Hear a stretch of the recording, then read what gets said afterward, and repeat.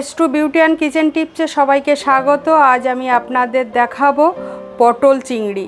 চলুন তাহলে এই সুস্বাদু পটল চিংড়ি কি করে বানানো যায়, একেবারে অনুষ্ঠান বাড়ির মতো এই পটল চিংড়ি কি করে আপনারা বানাবেন চলুন দেখে নেওয়া যাক।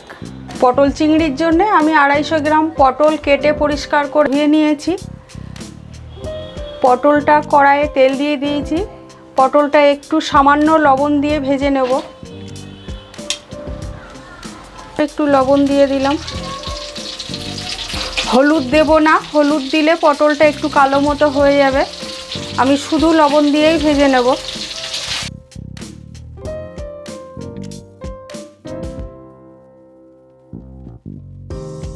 পটলটা আমার ভাজা হয়ে গেছে, পটলটা এবারে তুলে নেব। বড় বড় দুটো আলু নিয়েছি এবং পিস পিস করে কেটে নিয়েছি। এই আলুগুলো একটু লবণ হলুদ দিয়ে ভেজে নেব। সামান্য একটু লবণ দিয়ে দিলাম, সামান্য একটু হলুদ দিলাম। এই লবণ হলুদ দিয়ে আলুটা ভাজলে আলুর কালারটা সুন্দর হয় এবং লবণটাও আলুর ভিতরে একটু ঢোকে, ওই জন্যে লবণ হলুদ দিয়েই আলুটা ভেজে নিচ্ছি।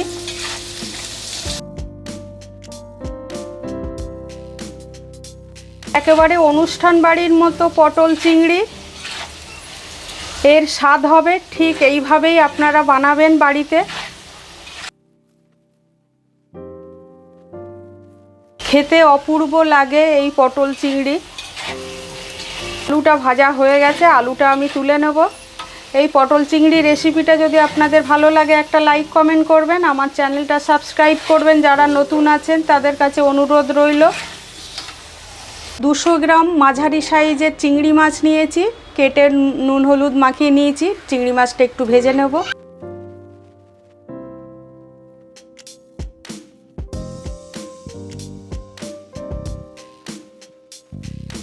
চিংড়ি মাছটা ভাজা হয়ে গেছে, এবারে আমি চিংড়ি মাছটা তুলে নেব। পটল আর আলু ভাজার তেলে আমি আর তেল দেবো না, ওই তেলেই আমি দুটো শুকনো লঙ্কা দিয়ে দিলাম, একটা পেঁয়াজ দিয়ে দিলাম, 7 পিস লঙ্কা দিয়ে দিলাম, কাঁচা লঙ্কা। আমি গুঁড়ো লঙ্কা আর ব্যবহার করব না বলেই লঙ্কাটা, কাঁচা লঙ্কাটা একটু বেশি দিয়েছি। 2 পিস তেজপাতা দিয়ে দিলাম, 5 কোয়া রসুন থেতো করে দিয়ে দিলাম, ছোটো চামচের 1 চামচ আদা দিয়ে দিলাম, একটা টমেটো ছোট করে কেটে নিয়েছি দিয়ে দিলাম।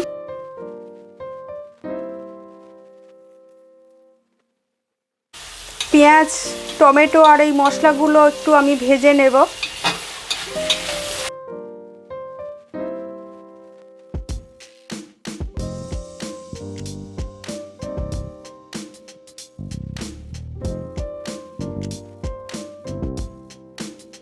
এক চামচ ধনে জিরে গুঁড়ো দিয়ে দিলাম। আমি হাফ চামচ লবণ দেব, যেহেতু চিংড়ি মাছ, আলু, পটল লবণ দিয়ে ভাজা আছে তাই আমি হাফ চামচই দিলাম লবণ। লঙ্কা তেলটা আপনারা আপনাদের পরিমাণ মতো দেবেন। হাফ চামচ হলুদ দিলাম। মশলাটা ভাজা হয়ে গেছে, আমার তেল ছাড়তে শুরু করেছে। আমি আলু পটলটা দিয়ে দেব। আবারও বলছি, একেবারে অনুষ্ঠান বাড়ির মতোই টেস্ট হয়। আপনারা ঠিক এইভাবেই আলু পটল চিংড়ি এভাবেই করবেন, খেতে দারুণ স্বাদ হয়। আলু পটলটা আমার একটু ভেজে নেওয়া গেছে মশলা দিয়ে, এবারে আমি জল দিয়ে দেব।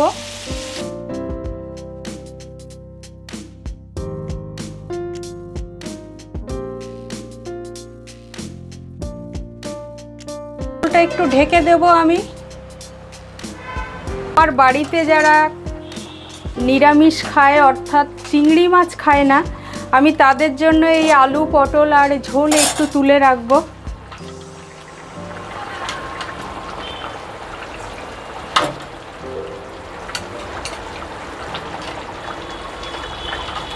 এবারে ভেজে রাখা চিংড়ি মাছগুলো আমি দিয়ে দিলাম।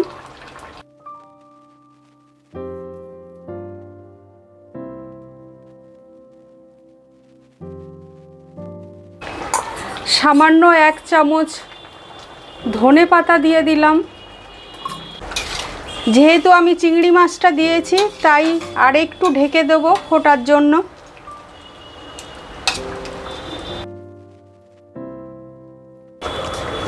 আমি ঢাকাটা একটু খুলে নেব। এই পটল চিংড়িটা দেখার জন্য আপনাদের অনেক ধন্যবাদ।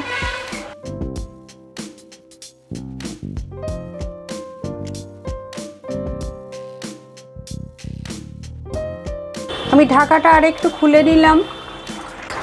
পটল চিংড়িটা নামানোর আগে আমি 1 চামচ ঘি দিয়ে দিলাম।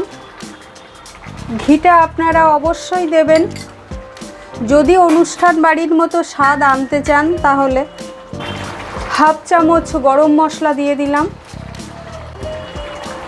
এই ঘি আর গরম মশলাটা দিলে তবেই অনুষ্ঠান বাড়ির মতো এর টেস্ট আসবে।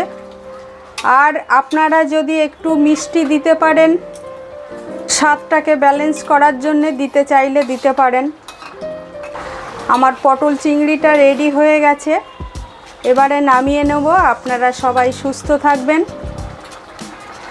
ভালো থাকবেন।